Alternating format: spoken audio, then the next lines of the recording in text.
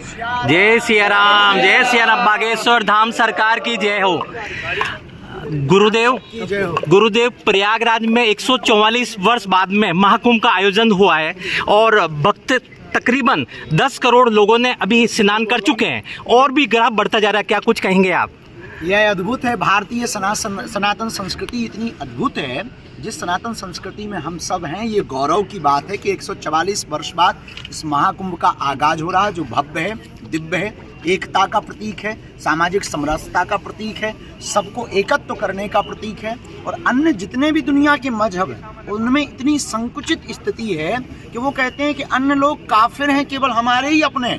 और हमारे सनातन धर्म की महिमा देखो, स्टीव जॉब्स की वाइफ भी आकर के कमला बन जाती हैं, वो भी डुबकी लगा लेती हैं, फ्रांसीसी भी डुबकी लगा लेते हैं, अमेरिकन भी डुबकी लगा लेते हैं। और हम उस सनातन परंपरा से आते हैं कि दोनों हाथ फैलाकर पूरी दुनिया का स्वागत कर रहे हैं कि वसुधैव कुटुंबकम, आइए आपका महाकुंभ में स्वागत। आपने जो बार हमने 19 जनवरी को आदिवासी जनजागरण महासम्मेलन रखा और पूरे देश के लगभग 22 बसें आपके राजस्थान की गई, जिसमें 1200 आदिवासी परिवार महाकुंभ की तरफ यात्रा में निकले थे। वो बागेश्वर धाम पर उस आदिवासी जनजागरण सम्मेलन में सम्मिलित हुए। उसका उद्देश्य केवल इतना है, कन्वर्जन के लिए, धर्मांतरण के लिए सबसे सॉफ्ट टारगेट हमारे आदिवासी भाई परिवार हैं। वो प्रकृति मित्र हैं, वो प्रकृति के नज़दीक हैं, जल जंगल जीवन ही उनका सर्वोपरि है।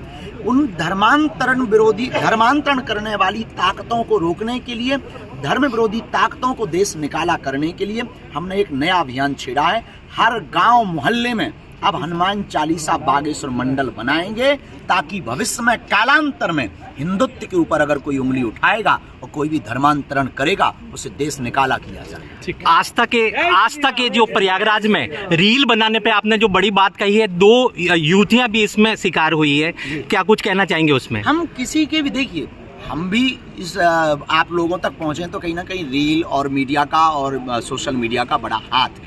लेकिन कहीं ना कहीं वर्तमान समय में महाकुंभ अपने मुद्दे से भटक रहा है। उनके प्रति हमारी संवेदना है, चाहे वो कोई भी बहन हो या कोई भी बाबा जी के बारे में चर्चा हो।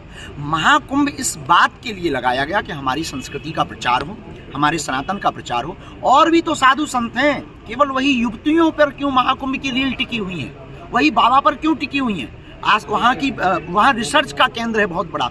इतने 40 करोड़ लोगों का मैनेजमेंट कैसे हो रहा है, इसका बहुत बड़ा मुद्दा है। ये रिसर्च का बहुत बड़ा विषय है। इतने साधु महात्मा आते कहाँ से हैं, जाते कहाँ हैं, अखाड़े कितने हैं, संगम का महत्व क्या है, हम हिंदुत्व पर काम कैसे कर सकें, कन्वर्जन कैसे रोक सकें, और जो चले गए उनकी घर वापसी कैसे करवा सकें, और भारत को हिंदू राष्ट्र कैसे बनाया जा सके। महाकुंभ इसके लिए रखा है। और हमें लग रहा कहीं ना कहीं महाकुंभ अपने उद्देश्य से भटक रहा है।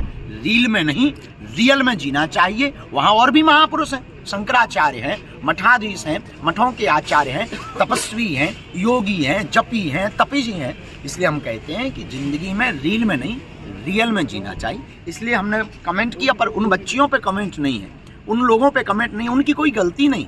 उनकी क्या गलती है? विचारों की गलती उनकी है जो महाकुंभ के उद्देश्यों को भटका रहे। ठीक, थैंक यू, बहुत बहुत धन्यवाद।